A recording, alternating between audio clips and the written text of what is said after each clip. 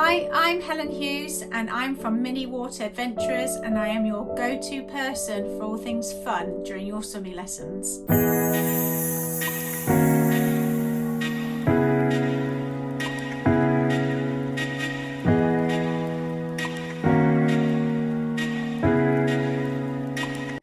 So have I got a treat for you today? So I don't actually use any bath toys or traditional bath toys during my swimming lessons. So generally, if you are doing a themed lesson, swimming teachers tend to find or look for bath toys, which makes sense, right? They're great for the water, and they're easily searchable. You can find them really easily if you go to traditional stores or if you're looking online. But I actually ditched the bath toys years ago, and I'm going to show you what you can use instead of. And I have a special treat because it's actually Frog Month this month. So we're going to look at some games and some activities to use these guys. 1, 2, 3, 4. This month is actually dedicated for frogs. It's National Frog Month. So I thought, what an amazing, perfect opportunity to do some really cool games incorporating frogs. I have another video that will be for the higher stages that would work really well with if you're working on your breaststroke skills, and also if you're developing the breath control as well. So check that one out as well. So with regards to preschoolers and parent and toddlers, sort of the younger age groups, I have a couple of different games or activities for you to play during your swim lessons, which with a beautiful theme of the frogs. In my spring bundle, which you can find on my website, which I will put in the comments below, you have the garden, the spring garden part of the spring bundle. So within the spring bundle, you have 4 different individual themes within there. And one of those themes is the spring garden. And within the spring garden, there are multiple different activities in there for you to do and to look through and choose which you want to do. And one of those is incorporating a frog game, which has the instructions on there, and also it gives you the template as well.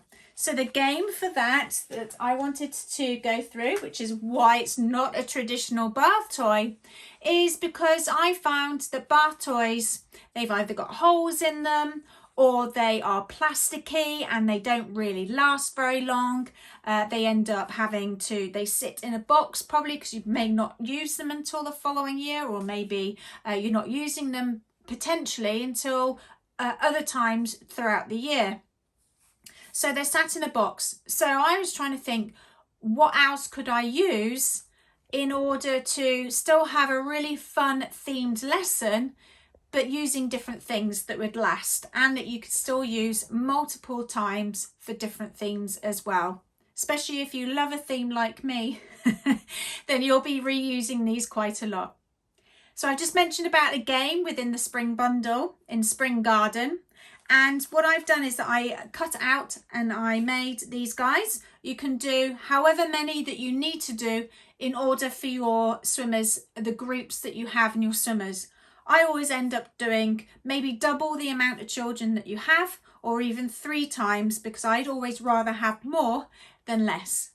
So cut out and draw your eyes on. You could always add on those wibbly wobbly eyes as well, just a little bit extra for the children, because there's an opportunity as well that if you're wanting to do any extra breath control, they can look at the eyes under the water too. But with this one, with the frogs, they're going to be placed out in the water or even outside on poolside so that they can go and get it. So they're stuck on the wall. They're going to climb up and out and go and collect them. In the water, again, a non-traditional sort of toy for lessons. I found these artificial lily pads. They come in a huge pack, loads of them. I'll put all of the where you can find them in the description below, so don't worry, you don't need to go and search for these. They come in a big pack of lilies, different sizes, And with these sort of medium sort of size, it's brilliant because they can then go and collect. And you've got these in the water. So preferably if you've got these on the side, that would work nicely. And you've got these floating around in your pool space. They're going to go and collect the frogs and they want to go on their lily pads. So collect and then they go and they find a lily pad and they're going to place their frogs on top. Then they will swim and then they'll go and get another one and so forth. They can't have 2 frogs on each lily pad, so they can go and find different lily pads dotted around, so they have to actually actively go and find where the lily pads are. It's a really great game. There is also on your lesson plan or your lesson sort of idea, there are some challenges on there and some variations on there as well of what else you could do with these guys. Next, which is non-traditional sort of bath toy, which I absolutely love, are these jumping frogs. They come in a pack of 5, so you could potentially get a number of different packs of these, which is fine. They last and they're quite robust, so they're brilliant. And these are fantastic little toys that you can add in. Many different sort of games that you could play with these throughout your swimming lessons as well. So I might have another video for you for these. But these non-traditional, but still really effective for your swimming lessons. So what else? Those who watch my videos, you know that I love Baker Ross. Here in the UK, we have Baker Ross. Wherever you are in the world, you may have your equivalent to it. Here also, we have Learning Resources, which is amazing. And they make little packs of these using craft foam, and they're just the perfect size, and they are so fun. They are really child friendly, and they really make me happy actually, so I'm sure that they make the children happy too. Baker Ross do offer a number of the different sort of frogs. If you just go onto their website and you can search frogs and they'll come up.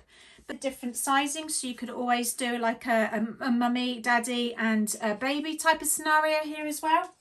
But you can also then, I was thinking with these to do was put them around the outside of the pool.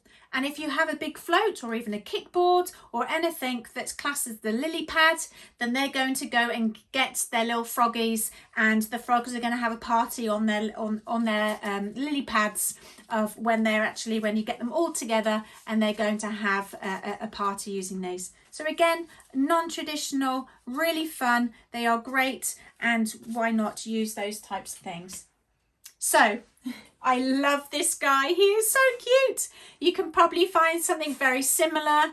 Temu is amazing at the moment for lots of cool stuff that is a reasonable, pricing. You don't have to spend a lot of money. But these are just different. Again, it's something for the young children to really have a fun. They're quite cool with sensory. They stretch and they feel great. They've got little sort of balls in the middle of them. Now, these don't last as long, say, for instance, as these guys. It does come off on the top. It does rub off. So longevity wise, maybe a little bit sooner, say, than using something like this. But again, if you're doing one-to-one lessons, or if you've got children that would really benefit from something like this, then it's really handy to have something that is, again, non-traditional, but so super fun, and the children love them. So the last thing that I have that I always love to do are some type of laminated sheets of where, again, these work brilliantly because they stay poolside and they don't get too wet. So even if you've got a great laminator, they will last a lot longer anyway, so that's amazing. But again, the water doesn't get into them too much anyway. So you're going to have these placed around the side. You can have maybe different colours. Maybe you could add a little bow tie or something to the side so that they know that they're getting going to a specific frog if they like choosing that. The younger children love having their own little area to go back to. So you've got these guys, and then you also have ping pong balls. You can get a really big pack of these white ping pong balls, and I've just coloured in some eyes of where they're going to go and collect their eyes. We're going to get one at a time. Now I do like going 3 times, so if you do want to add in a bow tie or something to add to here, or even a crown or something, or a star or something that you could add to it as well, so you can go 3 times. But they're going to go and collect their eyes. You'll have them in a little container like this, so they don't roll away, of where you can maybe put multiple ones down the side of where they go and collect them, and they will pick them up, and they will be blowing their eyeballs back to where their frogs are, and then place them on their mats here. You may want to be able to put something just in front of them, so maybe if you do have something here, it may stop the balls from rolling away. But if it doesn't matter, really doesn't matter. You could always have another bowl on their tummies of where they then collect their eyes.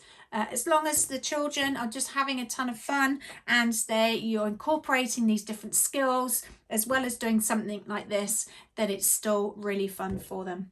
Using non-traditional bath toys, but have a massive brilliant effect of where you're able to combine learning their skills as well as having a ton of fun. So I'm going to leave you with these guys. In the comments, let me know if you have any other activities, or maybe even any other toys that you tend to use that aren't traditional bath toys that you have found that are frog themed. And make sure that you like and subscribe to make sure then that other swimming teachers get to see these as well, and we can spread the love of themed lessons. So enjoy such a fun lesson, and making your children even more happier than they are during your lessons. Happy splashing!